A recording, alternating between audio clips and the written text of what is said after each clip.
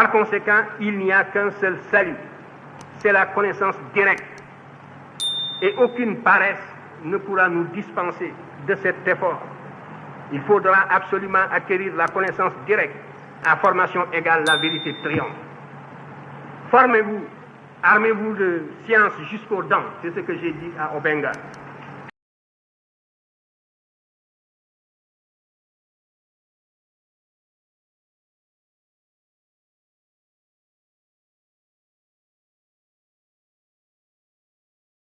C'est la relation entre la morphologie et le climat.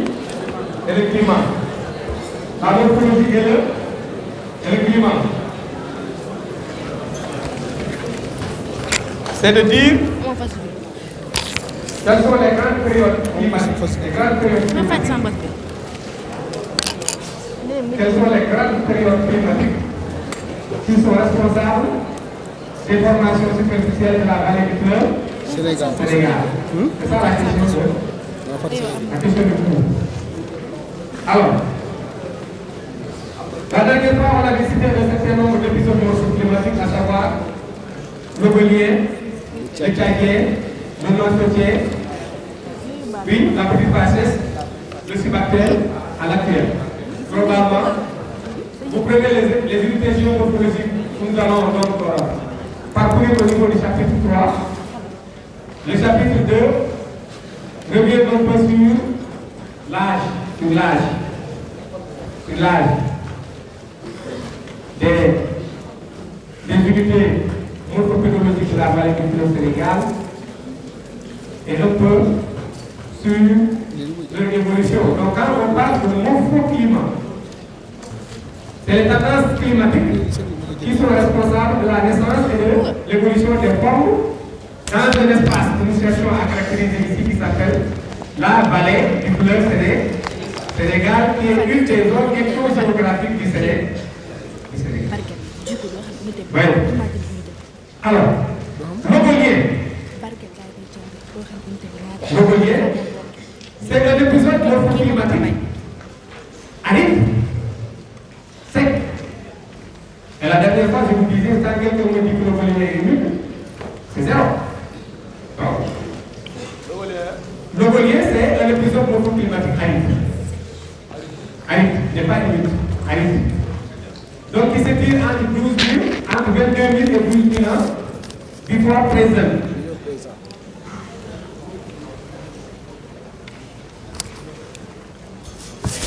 Quel est le facteur qui est responsable de le Golien? Le vent. Mais spécifiquement, ce sont les alizés continentaux. Les alizés continentaux qu'on appelle également en climatologie les alizés continentaux. L'Armatan. Qui est ce vent? Chaud et sec. Chaud et sec. Chaud et sec. L'autre direction. Ce sont les vents du nord. Les alizés continentaux de direction nord-est, sud-ouest. Ce sont les alizés continentaux entre 22 000 et 12 000 en BP. Ce sont les alizés continentaux de direction nord-est, sud-ouest qui ont mis en place un important système dunaire que Dubois a appelé Ogolien. Donc, l'Ogolien ici, le terme Ogolien. Qu'est-ce que vous avez appris en deuxième année? Le nom des étages. Comment obtient-on le nom des étages? Le nom du lieu. Californien, oxfordien, silurien, permien. Comment obtient-on le nom d'un étage? On donne le nom du lieu plus le ien. Le nom de la localité plus. Non. Quelqu'un qui n'a pas lavé la main, qui est en train de se rappeler. Ogolien, ça renvoie à quoi? Ogol. Plus ien. Plus ien. Donc on a ajouté le suffixe ien à la localité. C'est la localité. Le nom du local. Le nom de la localité, c'est-à-dire c'est les témoins. C'est les témoins. C'est là où on a étudié l'unité géomorphologique pour la première fois. Les géomorphologues baptisent les unités géomorphologiques en leur donnant le nom des localité. C'est la même chose quand vous allez sur le terrain, vous travaillez sur un village, vous prélevez des échantillons sur le village, vous donnez le nom de la localité. L'échantillon va porter le nom de la localité. Donc si c'est Savogne 1.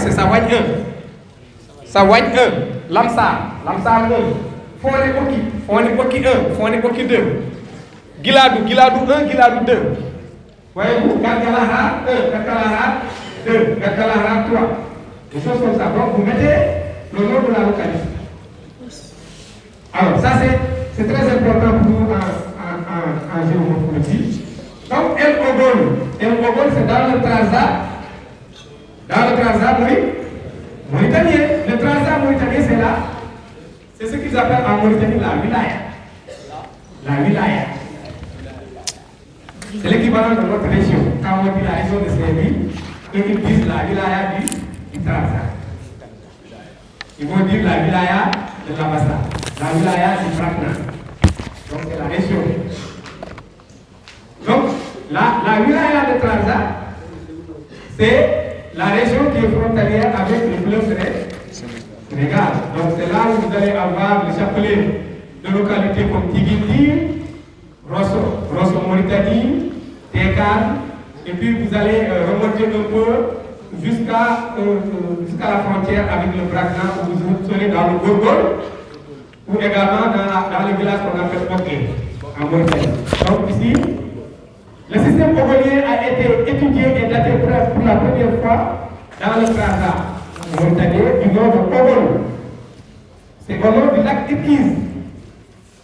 Le lac Irkiz, c'est l'exact opposé du lac de Guerre. Sur la rive gauche, vous avez le lac de Guerre, sur la rive droite, vous avez le lac Irkiz qui appartient au Mauritanien, qui a fait l'objet d'une thèse de géomorphologie du professeur Daguerre, qui a fait donc sa thèse sur l'érosion éolienne autour du lac Irkiz. Et récemment, chez nous ici, Dr Caronia a soutenu sa thèse sur la dynamique morpho-hydrique et éolienne autour du lac de Guerre. Si vous voulez de la documentation, il y en a. Alors, où se modeler est mieux qu'on conserve.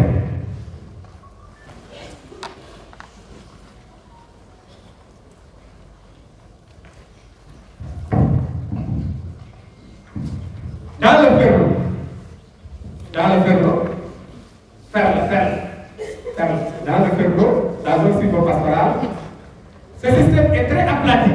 Ça veut dire quoi? Le système est aplati, c'est plat. C'est pas que c'est pas une dune, autrement dit, c'est pas que c'est pas ondulé, que c'est pas de l'ogolien. Vous avez un terrain qui est plat, mais quand vous regardez le type de sol, c'est de l'ogolien. Qui est aplati, il supporte d'une façon générale les vastes pâturages de la zone silvopastorale et les cultures pluviales de l'axe Rao-Louga. Donc c'est les terres du Guéry. Retenez que les terres du bassin silvopastoral appartiennent au système ogolien. À quel système appartiennent les terres du bassin silvopastoral, qui est donc une zone de prédilection de l'élevage, une zone de pâturage. Même si à l'intérieur de cette zone, on retrouve des poches agricoles. Et c'est aujourd'hui cela qui constitue la problématique liée au conflit entre agriculteurs et éleveurs qui intéresse nos amis humanistes. Voyez-vous, aujourd'hui il est possible de s'interroger sur la sécheresse climatique, la réduction des surfaces de pâturage, la transhumance des peuples et la recrudescence des conflits autour de certains points d'eau. Ça, c'est une articulation très pertinente entre la géographie physique et la géographie humaine. Comment aujourd'hui prendre le climat, je suis climatologue, je prends l'entrée-climat, la sécheresse climatique. Bon, le professeur Simon en a parlé dans son cours de L3, mais j'ai dit que j'ai fait climato, par exemple.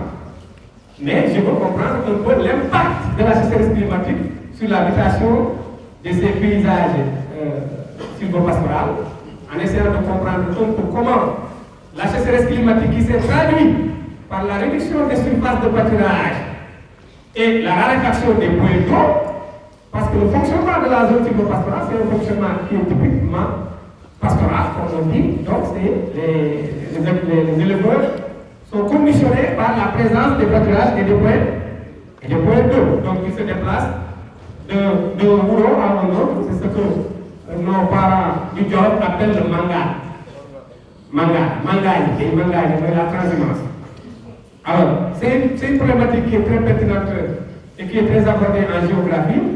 Mais bon, si on est physicien, on peut prendre l'entrée par le climat et la sortie par la mutation qui est une composante de la géographie humaine. Mais c'est une problématique qui est très chère au professeur Sherba. Le professeur Sherba qui est pratiquement le père fondateur de la géographie humaine, sinon pas. Qui n'a pas été le père fondateur, c'est l'un des moyens essentiels, donc qui a construit l'héritage de la géographie humaine au département des géographes. C'est pourquoi notre salle de réunion porte le nom du professeur Cher. Donc il est un pastoraliste. Après cela, il y a une autre collègue qui est recrutée dans l'option pastoralisme. En dehors de lui, il y a le professeur Koumassi de Jigeshore, qui est également un pastoraliste, qui a travaillé un peu sur les mares, l'histoire des mares. Nous, en géomorphologie, ça nous intéresse. Récemment, on a fait soutenir, en fait, c'est des collègues en hydro, le professeur D'Acosta, qui a fait soutenir avec nous des mémoires qui portent sur les Wenu de Kiel, de la région de Kiel, dans la zone de Kiel-Gassan, donc dans le Linguère, pour comprendre un peu comment la raréfaction et l'évolution des ressources hydriques impactent aujourd'hui l'accès, mais comment aussi ça impacte la mutation des éleveurs avec les mouvements de transhumance, etc. C'est pour vous dire que entre la géographie physique, chaque tour je le dis pratiquement, et la géographie humaine, il n'y a qu'un trait d'union. Oui, il n'y a qu'un trait d'union. Si on veut vraiment être bon, on prend l'entrée par la spécialité et la sortie par la géographie. On prend l'entrée par la spécialité qu'on souhaite et la sortie par la géographie. Et le professeur Pascal aimait dire que lui, il n'aime pas qu'on parle de la climatologie en parlant du mécanisme du climat. Ça, c'est des évidences. Ça, c'est le rôle des experts qui sont chargés de réfléchir sur les tendances du climat avec ce qu'on appelle les GIEC. Lui, ce qu'il veut, c'est que les géographes établissent une relation et parlent plutôt d'agro-climatologie. Comment aujourd'hui le climat affecte l'agriculture. Voyez-vous, donc c'est des nouvelles problématiques que la géographie est en train d'interpeller. Et il me plaît à chaque partie du cours de faire des interactions pour voir un peu comment ces problématiques-là peuvent être abordées, puisque c'est à licence 3 aussi, on vous donne aussi des pistes et des cadeaux, parce que dans un court instant, vous serez appelé donc à choisir entre physique humaine et dans physique humaine, qu'est-ce que vous pouvez faire qui intéresse votre territoire. Dans le delta, dans le delta du fleuve Sénégal, le mot delta, c'est quoi? Ça renvoie à quoi? Delta. Hein? Delta. Lieu de rencontre. Hein? Pourquoi on l'appelle delta? Delta, c'est quelle partie du fleuve? Le delta. Dans le delta, on dit dans le delta. La dernière fois, je vous ai dit le delta du fleuve Sénégal, le delta du fleuve, ça nous est pas dit le delta de la Casamance. Voyez-vous? Alors le delta, c'est quand le fleuve, à l'approche de la moussure, se ramifie en plusieurs branches et rejoint la mer à partir d'un point unique. Donc les ramifications, ça fait ça et ça, comme ça. Et vers la mer, ça fait un point. Donc c'est pour sortir. C'est pourquoi on l'appelle le delta. Donc retenez que le delta, également, vous êtes dans la zone d'interaction entre le fleuve et la mer. Alors maintenant, la différence avec l'estuaire, c'est quoi? C'est quoi donc la différence avec l'estuaire? C'est que c'est du point de vue purement lithologique, c'est du point de vue des caractéristiques des sols. Alors dans le delta, où est-ce qu'on trouve l'Obolien? Dans le delta du fleuve Sénégal, l'Obolien persiste sous forme de lambeau. Lambeau veut dire quoi? Sous forme de... Ce n'est pas un chapelet continu. Ce n'est pas comme quand vous sortez de Louga. Vous passez par Sakal avant d'entrer à Rao. Vous regardez de gauche à droite. Comment est la route? Les gens qui ont pu voyager dans le nord, je ne sais pas, si vous sortez de Louga avant d'entrer à Saint-Louis, vous regardez un peu le paysage. Avant d'entrer à Rao et à Fass. Quand vous regardez de part et d'autre, vous voyez qu'il y a des dunes. Et ça, c'est le chapelet continu. D'ailleurs, l'un des facteurs explicatifs de la récurrence des accidents dans la zone de Louga est lié à ça. Parce que les ingénieurs, ils ont suivi la morphologie de la dune. Ils n'ont pas voulu trop investir en écrasant la dune, en faisant des nivellements qui allaient coûter cher peut-être à l'État du Sénégal. Ils ont préféré suivre les méandres des dunes, donc ça a créé des côtes accidentelles. Dans la conscience populaire, on dit qu'il y a des esprits à certains endroits. Bon, je ne dis pas que c'est le contraire, parce qu'il y a des collègues en sociologie qui ont travaillé sur un peu cette cosmogonie locale et qui ont essayé de faire la cartographie le long de la route nationale des points accidentogènes et ont essayé de rattacher cela à l'imaginaire, donc populaire, pour dire que sur chaque axe, voilà les djinns qui habitent là-bas et qui font à un certain moment de l'année, les cases se renversent et puis il faut verser du sang, etc. Nous, en tant que physicien, quand on traverse cette zone, on voit les bulles de gauche et à droite, on voit que la côte est ondulée. Quand tu montes comme ça, tu ne vois pas celui qui arrive, tu ne le vois pas. Tu ne sais pas que l'autre est en train de venir, parce que l'autre est dans la niaille, dans la dépression. Alors, donc si tu fais un dépassement, et que tu n'as pas le temps de travailler, il arrive, c'est une collision frontale, ce qu'on appelle doubler en troisième position. Donc, généralement, les accidents, quand on analyse les causes, c'est soit le bus voulait sortir et a fait donc un dépassement alors qu'il n'a pas une visibilité, parce que le relief fait qu'il n'a pas une visibilité. Donc, vous venez à Aloukaï, c'est la même chose. Dans la zone d'Aloukaï, il y a beaucoup d'accidents. Parce que le relief a un peu conditionné les choix. Donc, en termes d'ingénierie, et aussi, il faut mêler à ça notre plan national qu'on appelle les disciplines. Oui. Et dans le plan national aussi, les disciplines, rajouter à les disciplines, bon, ça produit ce que ça produit. Donc, vous avez vu les statistiques sur les accidents sur nos routes sont extraordinaires. C'est extrêmement grave et surélevé. Ça ne s'explique pas que par les facteurs topographiques, etc. Mais quand on vous dit sous forme de lambeau, quand vous sortez de l'université Gaston Berger, vous allez un peu vers Rospéto, vers Château, avant même d'arriver à Rospéto, vous verrez sur votre droite, il y a des lambeaux de dune rouge. Il y a des lambeaux de dune rouge dans la zone de Savagne. Savagne, c'est là où on trouve l'usine qui fabrique la tomate concentrée.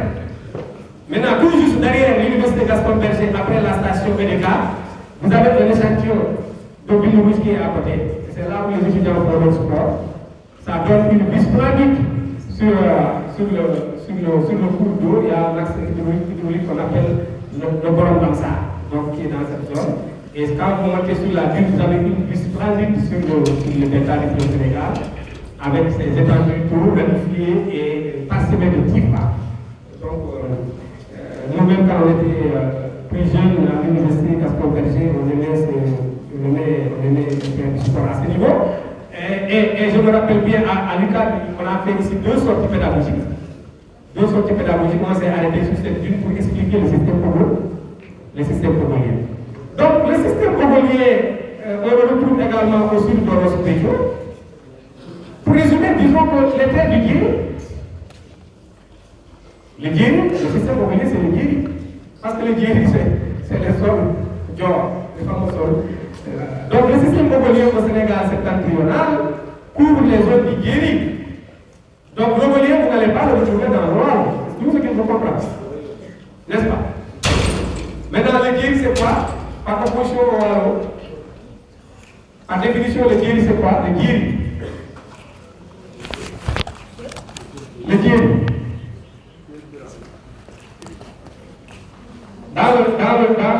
Dans le nouveau référentiel Sénégal horizon 2050, il y a un chapitre très important qui porte sur les pôles territoires. Pôles territoires, ou même on a contribué à la réflexion sur ces pôles territoires. Alors, il vous parle de pôle. Il y a le pôle Wallon. Il y a le pôle Wallon, il y a le pôle Ferro. Il y a le pôle Nakao. Il y a le pôle Kayo. Le pôle Jamou. Alors, le peuple Casamas. Alors, si nous prenons le Wallon en géomorphologie, le Wallon, on l'a expliqué ici, n'est-ce pas? Le Wallon, c'est pas la région du Wallon qui est utilisée par le Braque, ça c'est pour les historiens. Le Wallon, c'est les terres qui sont inondées par le fleuve. Donc c'est la vallée alluviale, là c'est pas le Golier. On a le Golier. Le Golier est exondé. Le Golier est continental. N'est pas fluvial, n'est pas marin. Le Golier est continental. Donc c'est les terres du Djeri. Donc les terres du Wallon ne font pas partie de l'Ogolien. On va dire tout à l'heure, on va voir que le Wallon appartient à quel épisode de notre coquille? Voyez-vous? C'est essentiellement le plus grand tchadien. On verra, c'est essentiellement le plus grand tchadien parce que c'est grâce au plus grand tchadien aujourd'hui qu'on a l'embouchure à Saint-Louis Sénégal. Alors, entre le Djeri et le Wallon, nous avons une unité géomorphologique. Nous avons une unité géomorphologique de transition. Donc, vous allez retrouver nos passés sableux argileux qu'on appelle le Djeri-Ngol. Le Djeri-Ngol. Donc, c'est une zone de transition entre le Wallon et le Djeri, mais le Djeri est ogolien. Alors, quand vous abordez cette problématique donc, de Wallon-Djeri en géographie humaine, il y a une problématique qui intéresse beaucoup nos amis. Donc, ils aiment parler du système, le système Wallon-Djeri, comme fondement de l'économie rurale dans la vallée du fleuve Sénégal. Et avec leurs recherches, ils sont arrivés à démontrer comment la sécheresse climatique a impacté le fonctionnement de ce système Wallon-Djeri. Parce que le système Wallon-Djeri, c'est que les parents, les cultivateurs de la vallée, à une période de l'année, étaient occupés par l'exploitation des unités géomorphologiques du Wallon. Donc ils étaient dans les jungles, dans les forêts et dans les forêts en train de cultiver ce qu'on appelle les terres de décrue. Et la pêche également était très développée. Et pendant la saison de pluie, ils remontaient dans les Djeri pour pratiquer ce qu'on appelle l'agriculture sous pluie. Donc il y a une alternance entre donc, ce système qui faisait remplir le grenier. Et c'est avec la sécheresse climatique. Et le décret de ce fonctionnement typiquement agraire calqué sur les unités géomorphologiques que l'immigration a commencé. Aujourd'hui, quand vous voulez travailler sur l'immigration des Foutanké, qui sont donc parmi les premiers à immigrer avant les gens de Waouké, les Arabais, vous voyez que l'immigration remonte à un épisode de crise climatique qui a fait que les gens ont commencé à partir parce que tout simplement la terre ne faisait plus nourrir ses occupants. Alors, à partir de 12 000 ans d'été, le climat évolue vers l'humide. Il entraîne la reprise des écoulements, donc des écoulements de surface, correspondant à la deuxième phase d'entaille du réseau hydrographique. Le pluvial tchadien, c'est l'épisode morphoclimatique humide. Donc on l'appelle pluvial tchadien ou pluvial post-congolien. Le post-congolien se caractérise par une remontée lente du niveau marin, marquée par un climat humide et des précipitations bien étalées. Pratiquement, on avait des pluies, pratiquement 11 mois sur 12, pratiquement, durant le pluvial tchadien.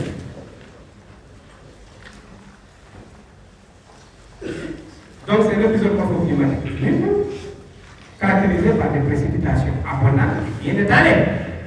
Bien étalées, cela veut dire que ce n'est pas aujourd'hui, dans les leçons de primaire, on vous dit qu'il pleut combien au nord, il pleut combien au sud. Il pleut combien au nord, il pleut combien au sud. Dans les leçons de primaire. Il pleut combien de mois au nord? Il pleut combien de mois au nord? 3 mois. 3 mois, hein? Au nord. Au on vous dit généralement il pleut 3 mois. 2 à 3 mois. Où? Au sud? Et au sud? 5 à 6 mois. Mais aujourd'hui? Et aujourd'hui? Cette année-là, il a pris combien de mois? On ne sait pas. C'est l'incertitude. Maintenant, on vous dit, durant le pluie à Chadien, il pleuvait presque 12 mois sur 12. Ça va pas arrêter. C'est pourquoi quand on nous raconte dans l'histoire, c'est vrai que maintenant on a arrêté de raconter. L'école, c'est la foule. La disparition du l'école. La narration. Ça, c'était le rôle. Dans ce moment, c'est le mais quand on vous parle de le rôle de l'ancienne génération, je ne vais pas transformer mon cours là en cours de truc, mais aujourd'hui, quand on regarde un peu le fonctionnement de ces épisodes morphoclimatiques, mais la science climatique, le morphoclimatique, elle était transmise en Afrique par l'ancienne génération. Quand tu venais, c'est ton grand-père qui te disait, mais moi je cultive ici. Ce champ-là, ça produisait tant de tonnes par saison. Aujourd'hui, c'est des espaces qui sont occupés par le fait. Où on disait, il y a 40 ans, il y a 30 ans, il y a 20 ans, personne n'osait passer ici la nuit. Il y avait des lions. Ici, c'était une forêt dense. Personne n'osait passer ici à telle heure. Mais aujourd'hui, quand vous regardez ces paysages, vous dites, mais où est passé ces paysages? Voyez-vous? Donc, les héritages. Moi, tout ça, c'est les héritages du Tchadien. Le Tchadien avait fait que le Sahara, aujourd'hui, on dit le Sahara n'a pas plus été que des désert. Le Sahara est clair. Aujourd'hui, on dit quand tu prends ce qu'on appelle, le Sahel sénégalais. Le Sahel du Sénégal. Le Sahel sénégalais, il a fait sa thèse d'état sur ça. C'est l'axe Potou, Matam et Linguère, Podor. Donc vous êtes sur 40 km, 48 km, le superficie presque de terre aride du Sénégal. Donc on appelle l'espace Sahel sénégalais. Je souhaiterais que des étudiants l'année prochaine aussi qui ont choisi option géométrie travaillent sur l'habitation au Sahel et essaient de comprendre parce que la porte du désert au Sénégal, c'est le château. Si vous voyagez dans le nord, en tout cas, même si vous n'avez jamais voyagé physiquement dans le nord, le goût vous amène forcément dans le nord. Alors, parce qu'on a appelé le château du nord. Alors, mais quand vous traversez le Pont Béthio avant d'entrer à Richard-Toll, il y a une zone désertique. Quand vous regardez, c'est des espaces nus. Comment on appelle cette zone-là? Ils appellent ça Colonna. Regardez un peu la dynamique éolienne dans la zone de Colonna, c'est la porte du désert, c'est par là-bas que le sable qui vient de la Mauritanie traverse et entre dans le Sénégal et progresse dans le Pérou. Comprenez? Mais ces espaces-là, c'était des espaces fermés. Durant le privatisation, c'était des espaces fermés, habités par des lions, des léopards, des hyènes. Personne n'ose y passer là-bas. Personne. Aujourd'hui, donc, ces écosystèmes-là ont disparu et il y a une corrélation très étroite entre le Tchadien et l'actuel. Donc, si vous voulez comprendre comment les formes ont évolué, mais vous téléchargez des images depuis longtemps et puis vous voyez comment le paysage a évolué. Donc, le paysage tchadien, c'est un épisode climatique.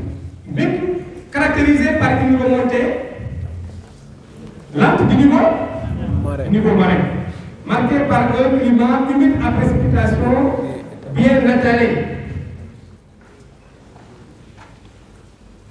Donc des actions hydriques.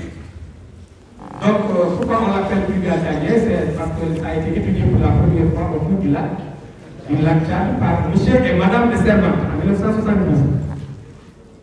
Autour du lac Tchad. Donc le pluvial tchadien a été étudié autour du lac Tchad. On a vu tout à l'heure, l'Ogolien a été étudié.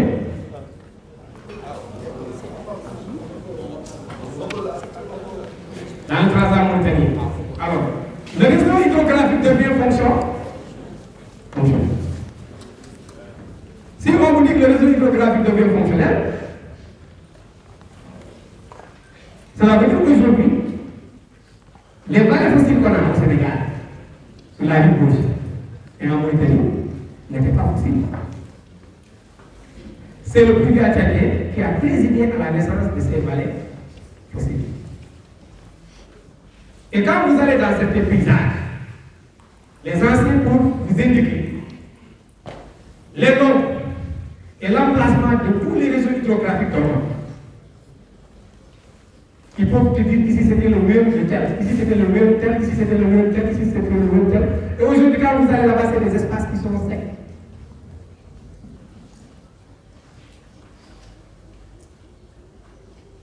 Donc, après le pluvial atlantique, il y a des évolutions. Si vous étudiez la dynamique actuelle de ces espaces, la première des choses, c'est d'abord de revenir en arrière pour expliquer comment ces espaces ont été mis en place. Après cela, quels sont les facteurs qui justifient leur évolution? La problématique des vallées fossiles. Quand le président Abdoulaye Wade est venu au pouvoir, la première action qu'il a posée, c'était de dire, pas peut-être en 2000, parce que beaucoup d'entre vous, il y en a certains qui sont des années 2000, vous êtes assez jeunes par rapport déjà pour le régime de Wade, mais quand il venait en 2000, dès qu'il est arrivé, c'était le président, en tout cas, qui voulait paraître comme étant l'homme de la situation, qui voulait régler la problématique donc, de la crise en milieu rural, à la crise alimentaire, etc., surtout par rapport à l'agriculture, et aussi les phénomènes qui sont liés aux inondations par débordement du fleuve. La première action qu'il a posée, c'était de dire, maintenant on va faire ce qu'on appelle les pluies provoquées. Les pluies provoquées. L'histoire des pluies provoquées, vous pouvez faire des recherches, l'histoire des pluies provoquées, c'est que le gouvernement du Sénégal avait décidé de ne pas attendre la pluie, donc d'aller bombarder les nuages pour que la pluie arrive. L'histoire des... Hein? Nous sommes partis, nous avons vu les Israéliens, ils n'attendent pas Dieu, eux, ils vont chercher les nuages, ils bombardent.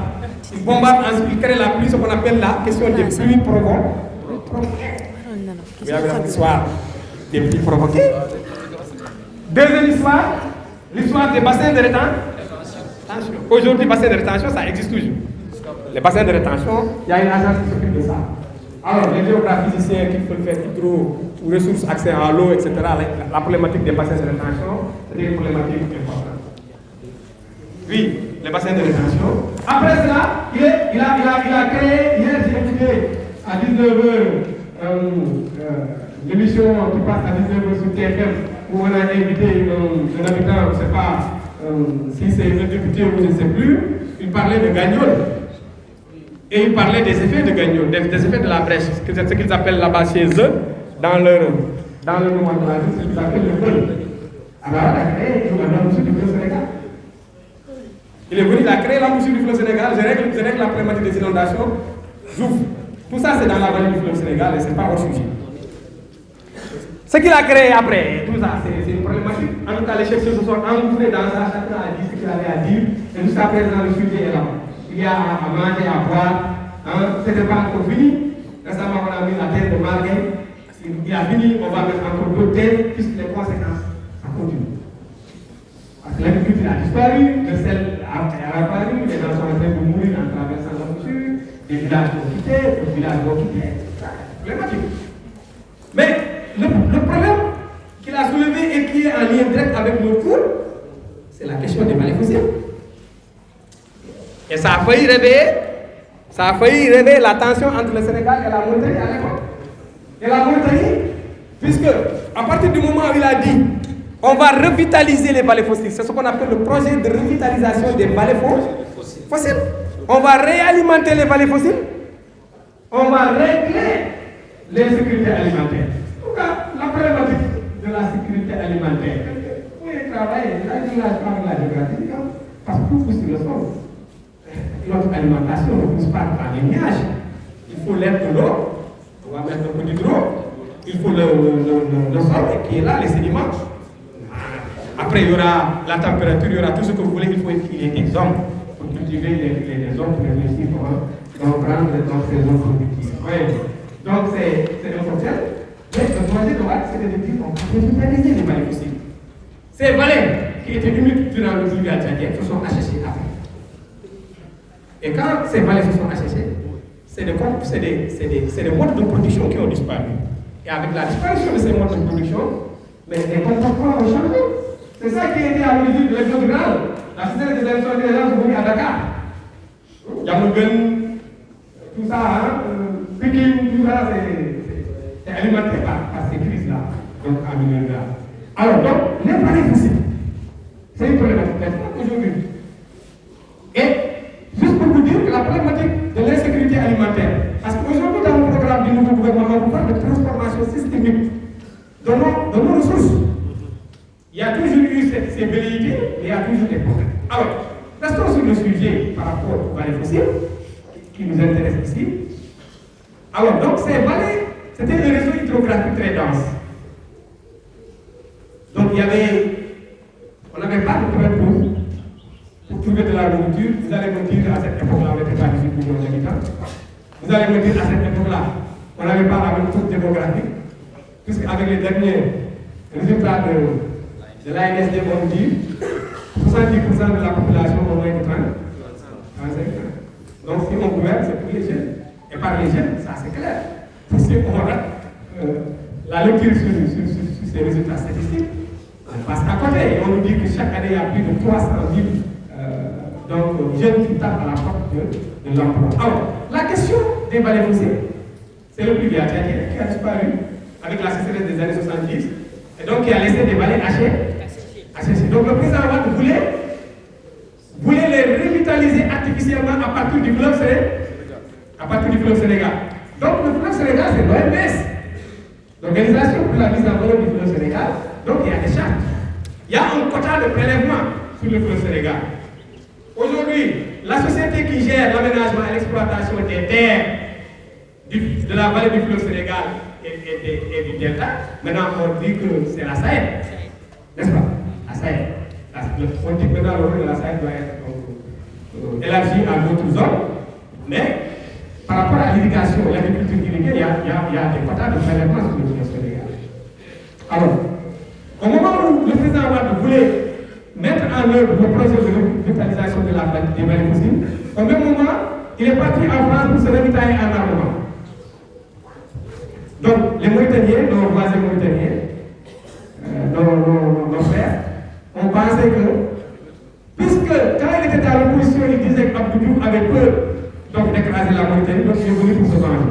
Donc, le projet des vallées fossiles a été utilisé par nos amis mauritaniens comme un groupe émissaire pour dire que nous, on avait tout, ils ont recommencé à rapatrier les Sénégalais qui étaient en Mauritanie, et là, il y avait les germes d'une crise qui étaient là. Donc, le projet de revitalisation des vallées fossiles, on le aime.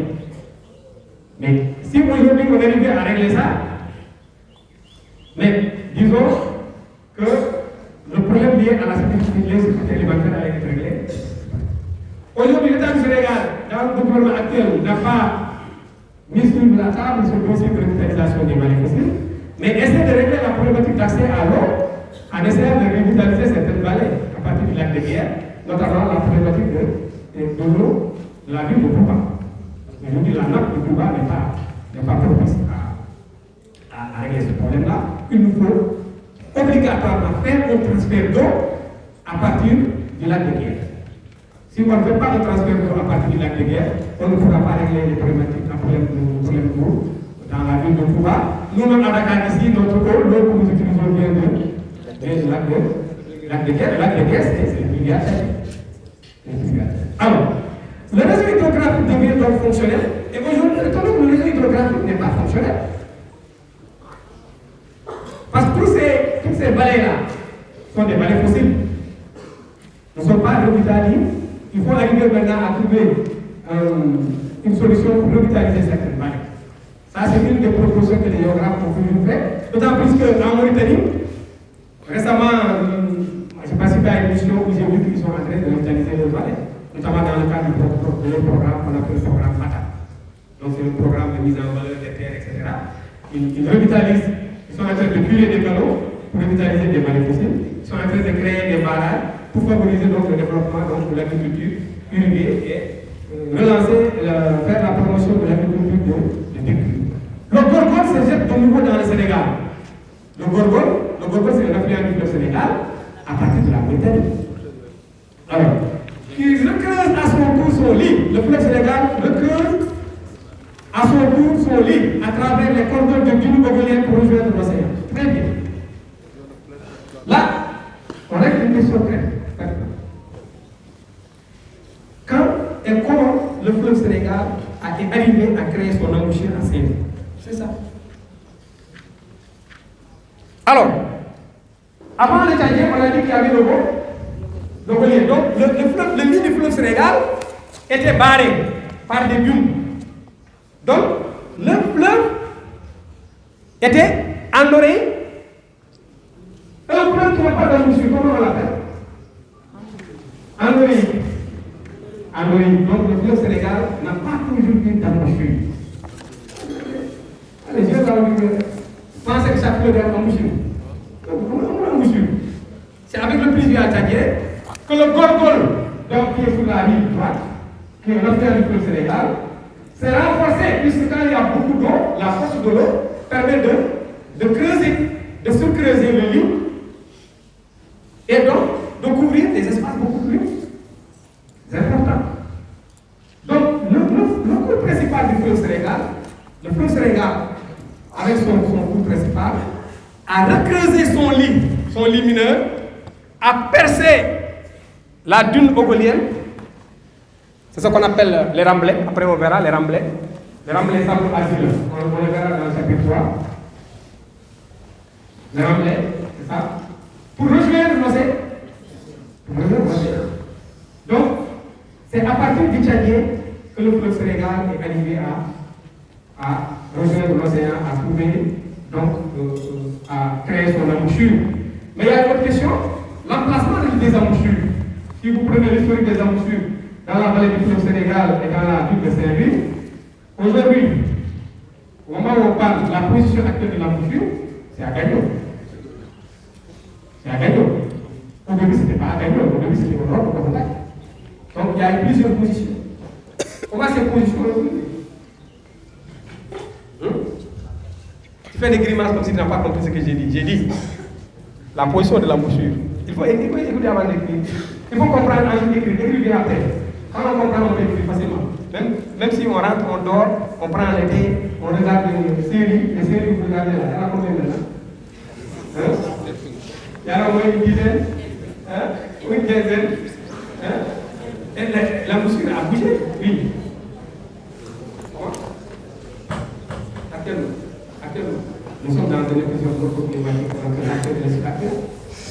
C'est toujours l'acteur. On continue. Alors, bon, globalement, c'est le Holocène, mais ce sont des espèces de Holocène, mais nous sommes dans la séquence actuelle.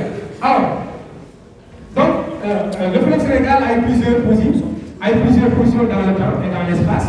C'est une chose qu'il faut comprendre quand on fait donc la géométrie. Le Ferlo rejoint la rive sud du lac de Guerre. Le Ferlo rejoint la rive sud du lac de Guerre. Donc, vous partez à Tesséquet, à Lungola,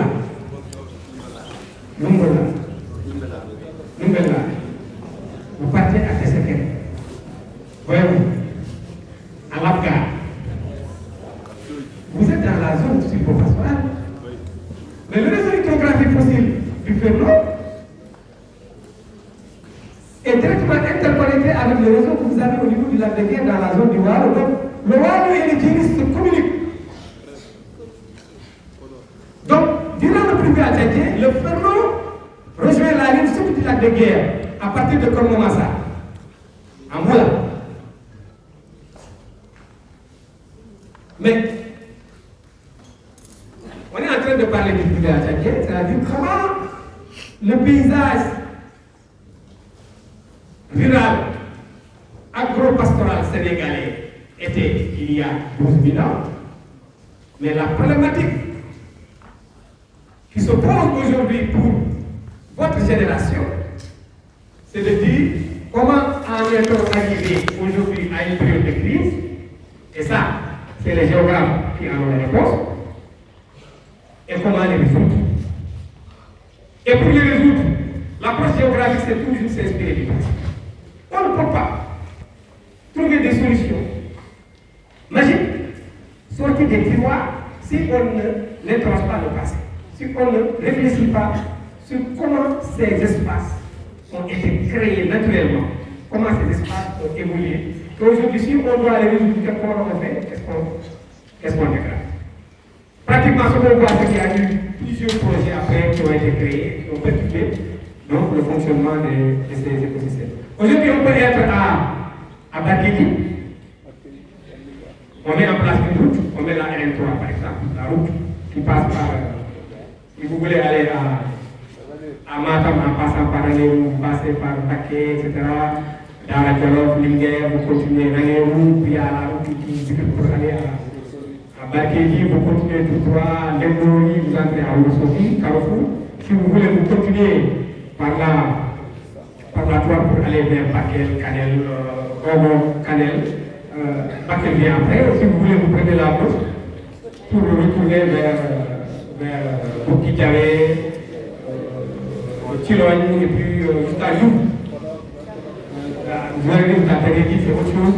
Sinon, vous continuez jusqu'à Montpellier, Natal et puis vous continuez. Donc, si vous regardez bien, l'État du Sénégal aujourd'hui, sur le plan de l'aménagement du territoire, veut interconnecter la RN2 et la RN3 pour pouvoir donc desservir la zone pastorale. Ça, c'est en termes de mobilité, c'est la géographie. C'est des problématiques qui peuvent intéresser les jeunes que vous êtes, parce que récemment, on a un peu fait la prospection sur 3 tracés. Le tracé Nîmes-Lamgar, le tracé Lamgar qui sort jusqu'à Aérelao, et le tracé qui va de Petit Dialogué chez Ablaï Diallo et qui va jusqu'à Nouvelle-Yana, donc qui permet d'aller à Badi. Alors, le problème principal pour les géographes, c'est que c'est une zone hydrographiquement, potentiellement pertinente et importante. Le fait que les gens, que les ingénieurs pensent que le réseau est dormant, que les vallées fossiles ne sont plus fonctionnelles et ne seront plus fonctionnelles, ça amène à prendre une décision en termes d'aménagement qui compromet le fonctionnement de ces espaces. Aujourd'hui, quand on est appelé à faire une route à partir de la RN3, la première question qu'on se pose, c'est comment on va perturber les écoulements de ces vallées fossiles. Comment on va perturber les écoulements de ces vallées fossiles. Donc, la première information qu'on cherche, on les cherche les géographes, c'est-à-dire le bassin versant. Le bassin versant du Février, nous sommes dans quel bassin versant, quel est le réseau hydrographique, comment il fonctionne. Il permet donc d'alimenter, par exemple, vous êtes en train de sectionner une voie d'écoulement naturel très, très importante qui alimente un grand réseau artistique. Donc, si vous sectionnez, donc les eaux vont être déviées ailleurs. Donc, le réseau hydrographique possible du Février, c'est une problématique qui est très pertinente et qui nous intéresse nous en tant que géographe. Et si vous voulez réfléchir sur le pôle ferro, allez-y, il y a à manger et à boire. Alors, des lacs se sont formés dans l'Adrar mauritanien et dans l'actuel grand herbe occidental algérien, le fluvial tchadien, donc en nord de la vallée du Sénégal. Le lac Tchad connaît une grande extension. Le Tchadien est responsable des dépôts lacustres et fluviatiques.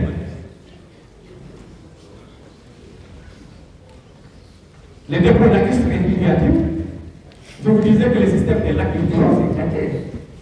C'est le Tchadien.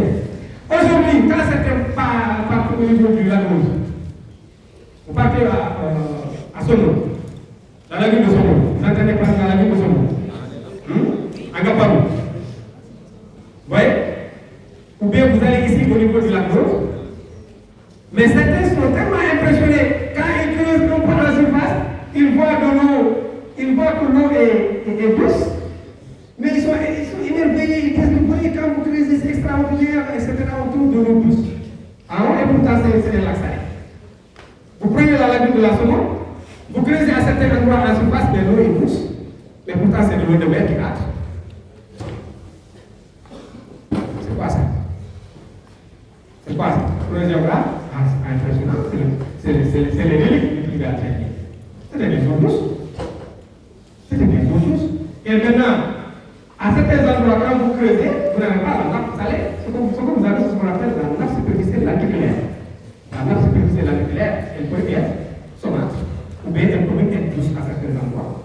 Mais ça, c'est, on l'explique par le fluvial tchadien, c'est le fluvial tchadien. Je vous ai dit que les dépôts fluviolectistes sont des héritages du Tchadien. Le réseau des lacs littoraux, depuis le lac Gobessé, le lac Yumi, le lac Sanma, le lac Radiba, tout ça c'est des héritages du Tchadien.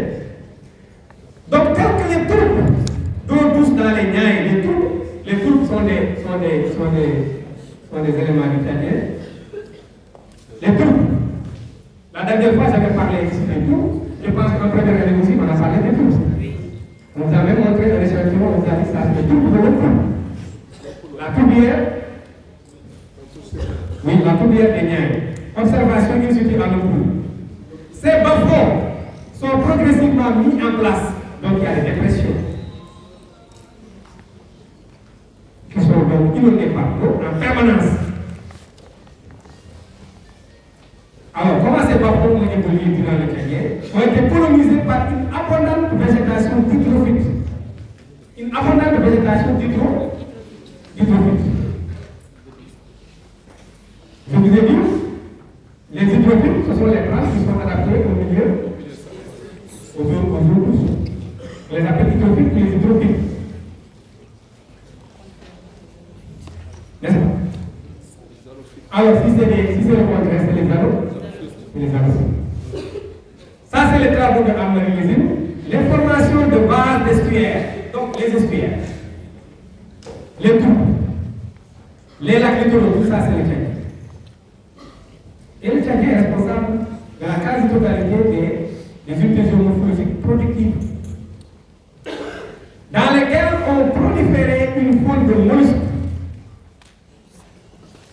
Et pourquoi? C'est ça qui intéresse nos amis historiens. Aujourd'hui, quand ils vont dans les zones d'estuaires chercher les amatophiés, ils cherchent ce qu'on appelle les cumulus. Ils cherchent ça, c'est lié, cette économie est liée au fluvial tchadien. Au fluvial tchadien. Alors, le Tchadien est connu dans sa chronologie grâce à des traceurs géologiques, car les sédiments déposés comportent souvent des éléments fossiles. Donc, ici, les témoins du Tchadien, dans les témoins du Tchadien, on retrouve des éléments fossiles qui sont issus donc de la décomposition des débris végétaux. Voyez-vous. Le Tchadien a eu de profondes conséquences sur le paysage, notamment au plan biogéographique et pédologique, c'est important. Le Tchadien a marqué le paysage, donc de la vallée du fleuve Sénégal, une partie de la zone des Niayes, sur le plan pédologique. Ça a changé le type de sol, également ça a changé la couverture végétale. Alors, ça c'est le Tchadien.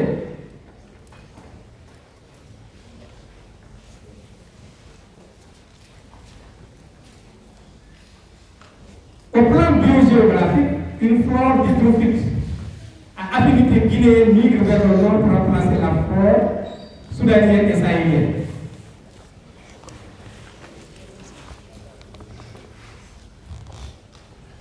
Au plan biogéographique, une flore d'hydrophyte à affinité guinéenne migre vers le nord pour remplacer la flore soudanienne et sahélienne.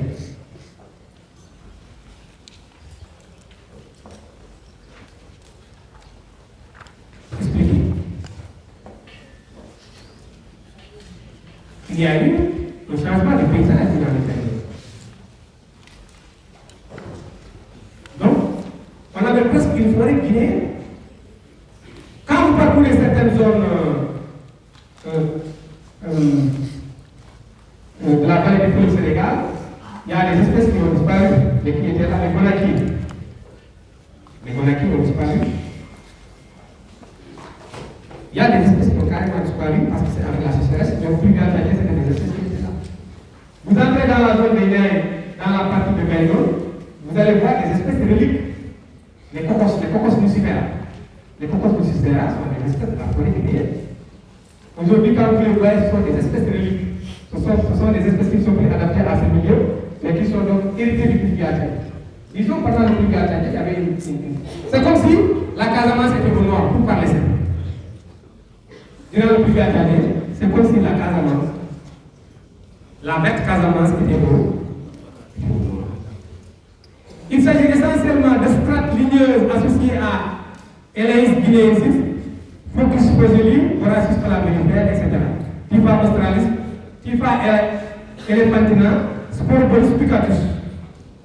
Donc c'est essentiellement, vous n'avez pas besoin de retenir les noms de ces espèces, mais disons que c'était des espèces de la forêt humaine qu'on retrouvait dans la zone du fleuve du Sénégal. Voyez. Et comme je le disais tout à l'heure, aujourd'hui, cette végétation ne subsiste dans le domaine du littoral, essentiellement dans le secteur deltaïque à escalier. À l'état relictuel, on les appelle les espèces reliques. Quand on vous dit comme question, dans la vallée du fleuve Sénégal, spécifiquement dans le domaine deltaïque à escalier, quelles sont les espèces reliques du brigade? Citez les espèces reliques du brigade. Les espèces reliques du brigade. Donc pourquoi, maintenant la question c'est pourquoi on ne les retrouve que dans la zone des guerres?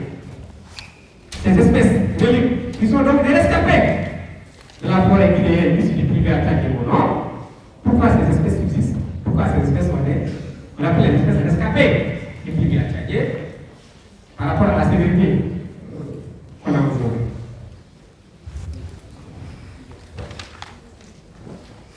N'est-ce pas? Alors, dans le secteur deltaïque à Escalier, citer des espèces reliques du général. donc on est toujours à l'état relictuel, où il bénéficie d'une température plus clémente et d'une hydromorphie de surface ou de profondeur. Voilà la réponse. Pourquoi on le retrouve toujours? Parce que c'est dans la zone des Niayes qu'on a toujours des poches humides. Les Niayes, c'est des zones hydromorphes, c'est des zones à son hydromorphes organiques qui gardent toujours des traces donc du pluvial. C'est pourquoi c'est des zones productives. Et dans ces espaces-là, où la profondeur du sol est toujours persistante, où le sol est toujours hydromorphe, Dans la zone de Niayes, on retrouve des espèces reliques citer des espèces reliques. de l'épisode morphoclimatique du Tchad. Dans la zone de Niayes. À l'optimum, Oui, citer à l'optimum de ce pluvial, optimum veut dire quoi? Optimum. comme dit. On nga bëgg di grâce À l'optimum, dans la zone de Niayes. l'optimum du pluvial tchadien, c'est autour de 9000 ans. Parce que xam nga da bëgg ko coller. Faut que citer des Quand le pluvial tchadien a atteint sa vitesse de croisière, modification. a atteint son niveau optimal, Pourquoi c'était autour de 9000 ces erreurs? 9000 ans. Pourquoi on les retrouve dans la zone de Niayes? Pourquoi on les retrouve là-bas? Et pas ailleurs. Donc, la diversité floristique au nord était très importante. Au point qu'on vous dit, Anne-Marie-Lysine vous dit qu'elle a dénombré plus de 150 actions végétales. Alors, c'est important. Mais regardez le texte en rouge. Parce qu'on a tout dit ce qu'on devait dire sur le pluvial. Donc, d'abord comprendre comment le pluvial a modifié le paysage, les sols, comment le pluvial a produit des unités géomorphologiques variées et comment ces unités évoluent aujourd'hui. C'est ça la connaissance. Mais restons sur le rouge. On vous dit, cette végétation a stabilisé le matériel, l'impact du pluvial sur le sur le volume. C'était une question de l'année dernière. Bonne question. L'année passée, j'ai posé ça à l'examen. Vous avez commencé à regarder les sujets des années passées. Non, si. Dès que vous arrivez, la première des choses que vous faites, c'est aller regarder les sujets avant même d'écouter le cours du prof. J'ai posé cette question l'année dernière. L'impact du pluvial sur le vol. Le pluvial tchadien sur le Golien. Comment le pluvial tchadien a impacté le Go?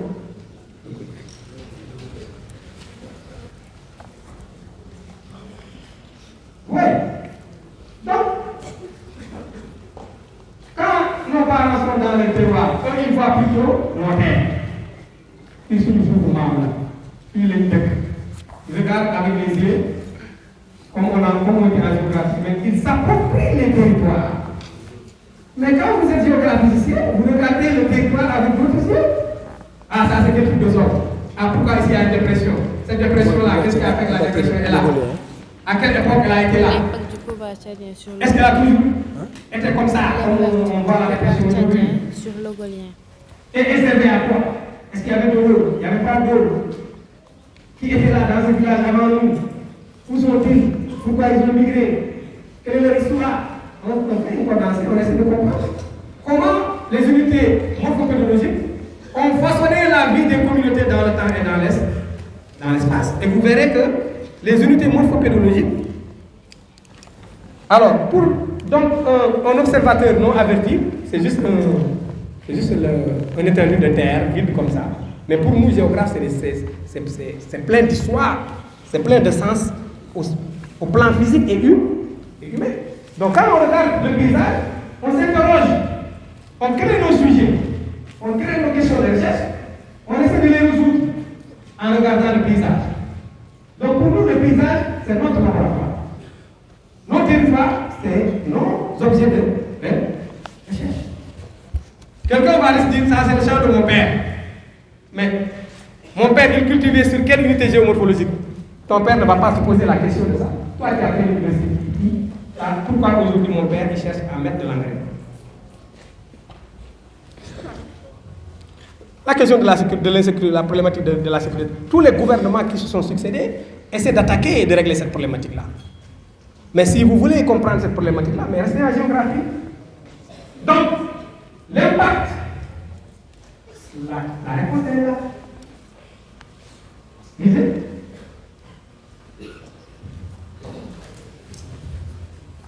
Lisez. Ah, tiens, le micro comme ça, là, il se passe. Oh, faut y Il a mis le micro comme ça, il ne peut pas. Oui, allez-y. En rouge. Cette végétation a servi le matériel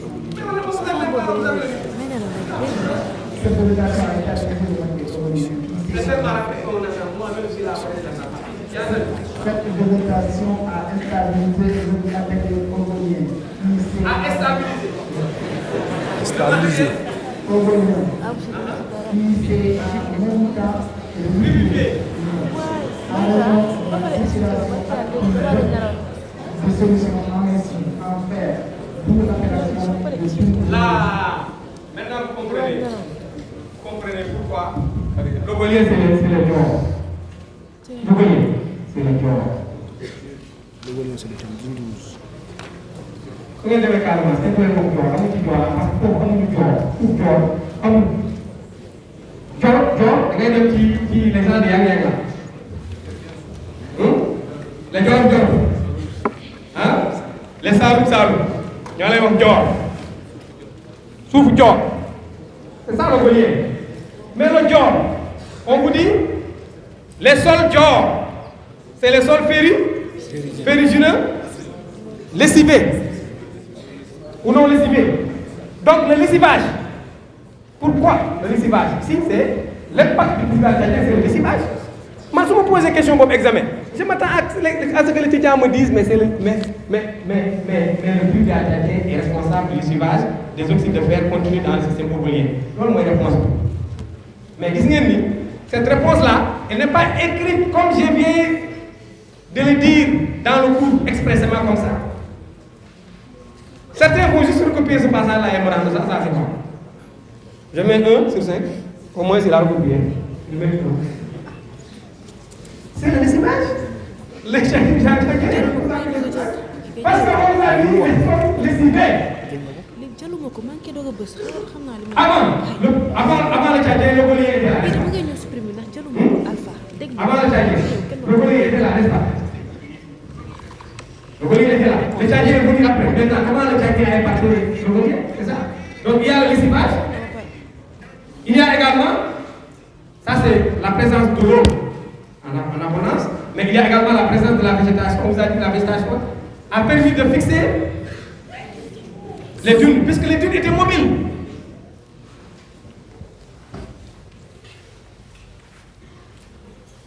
quand vous allez dans ces paysages, la végétation que vous trouvez, c'est cette végétation tchadienne, relique du Tchadien, qui a permis de fixer. Et jusqu'à aujourd'hui, quand on veut faire comme on fixe les sédiments avec la végétation. Ce que les forestiers appellent les lignes de brisement. Quand ils veulent protéger le périmètre, ils mettent des brisements. Et évitent. Donc, c'est eux qui connaissent les espèces qui sont adaptées à chaque milieu. Donc, ça, il faut mettre du laisserand. Dans certains secteurs, il faut planter le filaro, eucalyptus, autre peut-être. Voyez. Donc, la réponse à cette question, oui, l'année passée, j'ai posé que des questions qui portent sur l'impact du pluvial, sur le relief, et quels sont les témoins du pluvial dans le littoral nord, les témoins du pluvial. Les témoins du pluvial, où est-ce qu'on retrouve le relief? C'est le facteur de localisation. Le relief, dans le Sénégal septentrional, est observable où? Je l'ai dit dans le cours. Hein? Dans le Guinée. Mais quand vous dites dans la zone silvopastorale, le Sénégal septentrional, c'est vrai le Sénégal septentrional, mais si on prend la vallée du Sénégal, c'est une zone écolo. La zone silvopastorale, c'est une autre zone écolo. Alors, donc, dans la vallée du fleuve Sénégal, Binna-Kofi, on trouve ça dans la zone de Savoie. Dans la zone de Savoie, vous continuez un peu dans la zone de Gano. Dans la zone de Rao. La zone de Rao. Maintenant, si on vous dit les témoins du Sénégal, les témoins de l'Ougolien dans le Sénégal. Les témoins de l'Ougolien dans le Sénégal, mais vous n'allez pas me citer le Sénégal oriental. L'Ougolien n'est pas au Sénégal oriental. Sénégal oriental, qu'est-ce qu'on a? Sénégal oriental, qu'est-ce qu'on a? Le sort. Hein? Le Sénégal oriental, a un système binaire. On a là-bas le Somme précambrien. Précambrien, c'est le précambrien. C'est la région du Somme. Le relief est vecteur d'eau et dans la vallée du Sénégal, on dit qu'on retrouve en Lambeau. Alors, c'est ça, les témoins de ceci, les témoins de cela. Donc, oui, les témoins c'est quoi? En géomorphologie, on vous dit l'épisode morphoclimatique tel. Quel est aujourd'hui, dans l'espace que vous êtes en train d'observer, l'élément morphologique qui peut témoigner de la présence du pluvial tchadien dans ce milieu en question à l'instant T? Si je suis à Sangalkam, la zone littorale, je dis à cet endroit-là, où est le témoin de l'actuel? Où sont les témoins du pluvial? C'est la grosse, c'est le témoin du Massoté. Et du Tchadien avant que ça soit le. Donc les témoins, c'est les traces visibles. C'est les traces visibles qui nous rappellent l'épisode morphoclimatique qui a donné naissance à ces symptômes morphologiques. C'est pourquoi on appelle témoin. Serré en haut. Et nous utilisons le terme de témoin. Cette végétation a stabilisé le matériel obolien. Oui? L'eau? Le témoin pour l'obolien, c'est quoi? Au Sénégal. Le témoin pour l'obolien, c'est-à-dire, c'est où est-ce qu'on trouve l'obolien au Sénégal? Donc, vous voulez qu'on le forme? Donc, à l'examen, si on vous dit le témoin, c'est qu'on vous demande juste de localiser.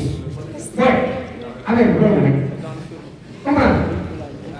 Le témoin, si tu veux que je réponde à sa question, la question a été débattue. Depuis le début, je vais parler de l'obolien et de la localisation de l'obolien. Témoin, par là. Alors, vice-versa,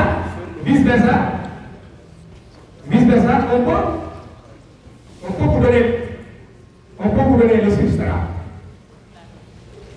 épisode morphologique, on vous dit, c'est quel épisode morphoclimatique? Du quaternaire. Donc, si je vous donne plusieurs unités géomorphologiques, je vous dis, barrez les épisodes morphoclimatiques qui ne sont pas du quaternaire. Le centre précambrien, c'est pas l'information superficielle. Donc, il y a une information superficielle qui va l'axe vacuum. Les roses cristallophiliennes qu'on retrouve à Kédougou, la boutonnière, que Gilgal vous a enseigné en deuxième année. Les zones de montagne, tout ça. Alors, la végétation a stabilisé le matériel mongolien. Faites attention au vocabulaire. Le matériel mongolien. Mais le sol, le sol. Si je veux, je dis, le matériel mongolien, les amis disent le sol. Hein? Le sol.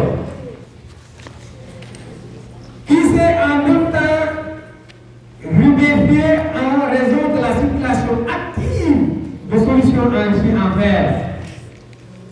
Ça, c'est le plus grand secret, la présence abondante de l'eau, qui fait que le lessivage, c'est ça qui engendre le lessivage du fer de la surface vers la profondeur.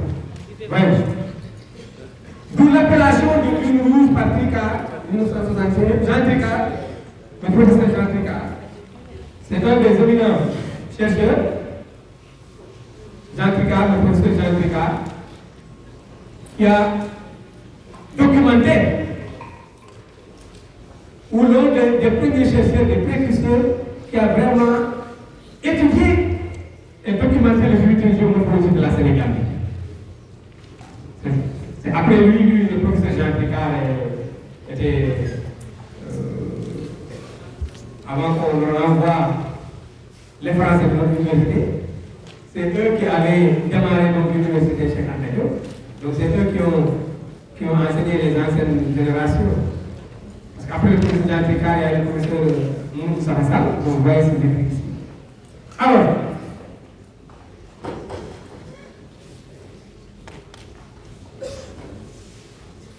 bon, je pense qu'on peut changer d'épisode morphoclimatique. La phase sèche, parce que j'avais vu que j'allais arrêter à 11h30.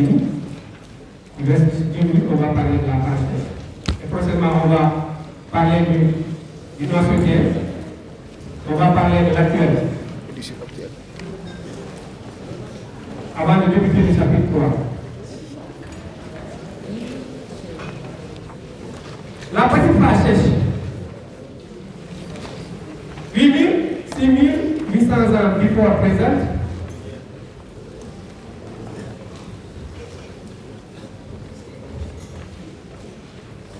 Il y a une petite phase sèche. L'hérédité gagne le sud du Sahara. Les mares de la Majapahit Kupura, ça sèche, les lacs de Randra Monténé disparaissent. C'est ça. Donc, il y a une évolution des paysages.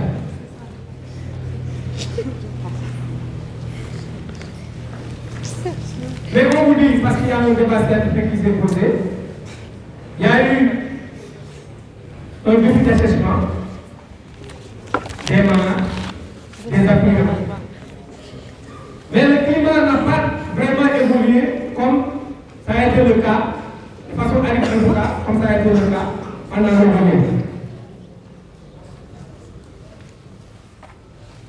Mais pour beaucoup de chercheurs, la petite phase sèche a été le début de la migration vers le sud de la forêt guinéenne qui s'était installée au nord durant le Tchad. Donc si on regarde la petite phase sèche, c'est une phase qui annonce un début de crise. Donc les héritages du Tchadien ont commencé à se dégrader. Donc migration de la forêt vers le sud. Assèchement précoce des mares et des affluents. Et donc, une reprise typique de l'érosion éolienne.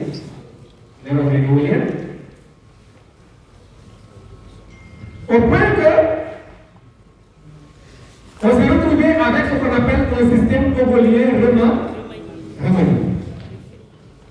Là également, il est possible de se poser une question.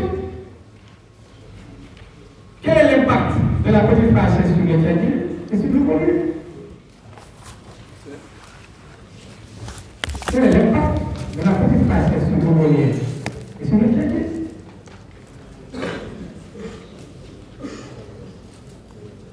Donc il faut maîtriser l'histoire des unités géographiques. Parce que c'est la base. Vous pensez que c'est pour dire qu'on vous a dit le coup là n'est pas, ce coup qu'on fait là, vous voyez qu'il n'est pas optionnel, non? Hein? Vous voyez qu'il n'est pas optionnel? Vous interrogez l'histoire. Ce coup là. Plus le coup que vous faites avec Bagdad. Président Bagdad. C'est le coup qui fait un temps, ça s'appelle la bête noire. 3 fois la licence. Beaucoup. Passé 3, il prenait 3 fois la licence pour ces enseignements-là. Soit c'est Mampour Ndiaye, soit c'est le professeur Taïmia. Alors, c'est pas pour nous faire l'histoire. Mais les générations se succèdent et ne se ressemblent pas. Les gens qui sont au pouvoir, ils vont faire autrement, non? Non, nous on a une autre vision de l'université peut-être et des enseignants. Ce que vous devez comprendre, c'est que c'est la base. Au premier semestre, session normale, on teste vos aptitudes en géomorphologie. Ici, ce que je cherche. Session de rattrapage. Je teste vos aptitudes de géomorphologie en rapport avec la géographie. Donc l'option, l'objectif c'est pas de barrer les gens. Pour nous vouloir beaucoup entrer des géomorphologues à confirmer, parce que le Sénégal n'a pas besoin de géomorphologues. Là, pour quand on met des idées sur le marché, ils mettent du temps pour les recruter. Si on dit toute cette salle-là, soit on valide la géomorphologie comme nous ici le comprend dans sa tête, ou bien tout le monde est mauvais, tout le monde est nul, mais on va priver le Sénégal de produire les géographies dans 2 ans, 3 ans. Parce qu'il faut être bon en urbanisme. Il faut être très bon en aménagement des territoires, migration des espaces minés, etc. Ou bien en hydrologie. C'est pourquoi on doit les retenir juste, parce qu'ils doivent être bons. Mais ce que je vous dis, c'est que c'est la base. C'est pourquoi on dit que c'est un enseignement en tronc commun, en même temps que le cours de carrière. Donc, les unités géomorphologiques, la science, vous dit, c'est quoi leur fonction aujourd'hui? Quelles étaient les conditions morphoclimatiques dans lesquelles ces unités sont nées? Quels sont les facteurs qui justifient leur évolution? Et vous verrez dans ça que c'est la synthèse de tout ce que vous devez comprendre en géographie. Alors, selon Pierre Michel, la petite phase s'est traduite au Sénégal occidental par la mise en place d'un système binaire de Mongolien classique qu'il a appelé Mongolien remanié. Donc, Mongolien remanié est une conséquence pour résoudre l'impact de la petite phase sur le Mongolien. C'est la petite phase qui a présidé ou qui a fait naître le Mongolien remanié. Remanié, c'est juste de prendre les bulles rouges mongoliennes qui ont évolué dans le contexte de sécheresse, qui est différente de la sévérité de l'aridité qu'on avait vu dans le Mongolien. C'est ça qui fait que ça a créé une unité géomorphologique qui n'est pas bien représentée au Sénégal. On en parle que de façon localisée, ce qu'on appelle les dunes jaunes semi-fixées. C'est bien de les caillots. Les dunes jaunes semi-fixées, le système mongolien est dense, les liens, etc. Mais les dunes jaunes semi-fixées, c'est un système de courte durée, après phase, qui a donc présidé à la naissance de ces formations, très localisées, mais la sévérité de l'aridité n'est pas telle que mongolienne. Donc, ce processus n'a pas abouti à la formation d'une unité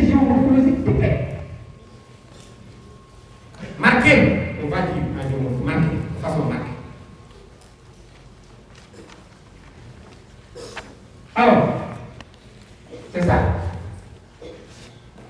Le système est orienté nord, ouest, sud-est et selon une direction oblique par rapport à l'orgolien classique. C'est comme si le vent trie les sédiments de l'orgolien, les transporte sur une courte distance et les laisse là. Voyez-vous. Au Sénégal, la petite fâcheuse est controversée dans ses effets. Pour le professeur Mamadou Moustapha Sall, l'aridité n'a pas été suffisante pour créer autre chose qu'un simple remodelage de l'eau. Tout ça, c'est l'impact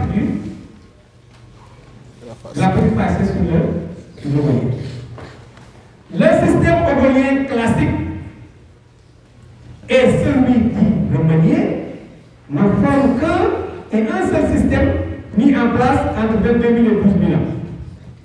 Lui, il ne reconnaît pas la fâcheuse en réalité.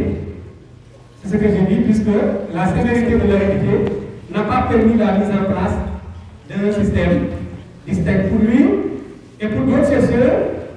Mais bien sûr, l'orgolien remanié fait toujours partie de l'orgolien et nous voit par là la distinction entre les deux. Alors, voilà, en 1 heure et demie, ce qu'on a raconté sur les épisodes climatiques, en vous disant que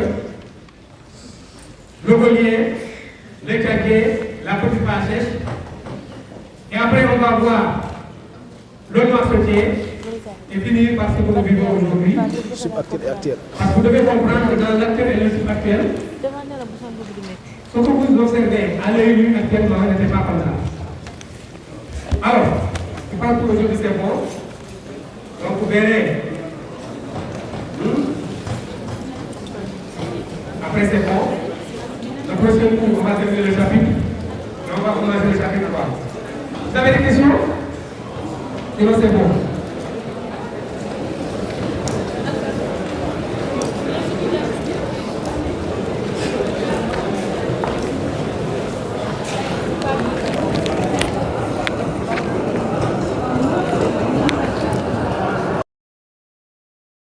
Par conséquent, il n'y a qu'un seul salut, c'est la connaissance directe. Et aucune paresse ne pourra nous dispenser de cet effort. Il faudra absolument acquérir la connaissance directe. À formation égale, la vérité triomphe. Formez-vous, armez-vous de science jusqu'aux dents, c'est ce que j'ai dit à Obenga.